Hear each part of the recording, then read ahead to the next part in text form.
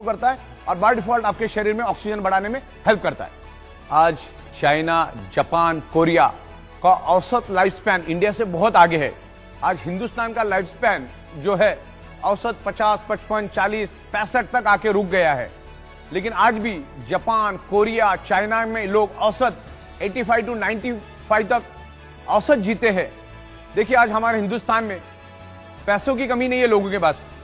आज अगर मैं बात करूं ऋषि कपूर साहब की, पैसों की कोई कमी नहीं थी, करोड़ रुपए थे उनके पास।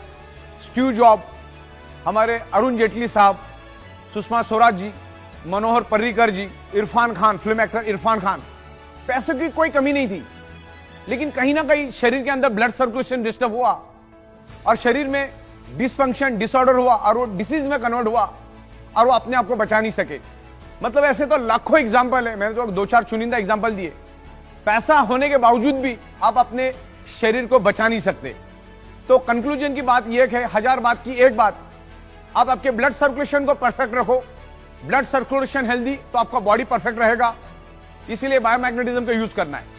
बायोमैग्नेट आपके शरीर के अंदर ऑक्सीजन बढ़ाने में मदद करता है, जिससे आपका बॉडी हेल्दी रहता है। इससे हमें यही सीखना है। बार बार मैं आपको यही दोहरा रहा हूं क्योंकि ये कोई बीमारी की दवा नहीं है। मैग्नेटिज्म क्या करता है, अर्थ, अभी समझने वाली बात है कि कुदरत ने अर्थ में मैग्नेटिक पावर क्यों डाली और हमारे शरीर में आयरन क्यों है। औसत हमारे शरीर में 4 ग्राम आयरन होता है और हमारे एनवायरमेंट में सब जगह पे मैग्नेटिक फ्रीक्वेंसी अवेलेबल है। इस रूम में सब जगह पे मैग्नेटिक फ्रीक्वेंसी अवेलेबल है। तो मैग्नेटिक फ्रीक्वेंसी और आयरन, इन दोनों का कनेक्शन समझना बहुत जरूरी है। हमारे शरीर में आयरन क्यों है और एटमोस्फेयर में, एनवायरमेंट में मैग्नेटिज्म क्यों है।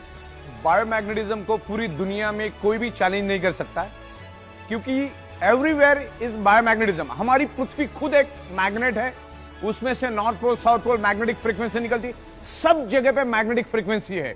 अगर कोई बोलता है कि मैग्नेटिज्म जैसी कोई चीज दुनिया में नहीं होती या मैग्नेट शरीर पे कोई इंफ्लुएंस नहीं करता है, तो दुनिया का सबसे जाहिल, सबसे गवार इंसान मैं उसको समझूंगा।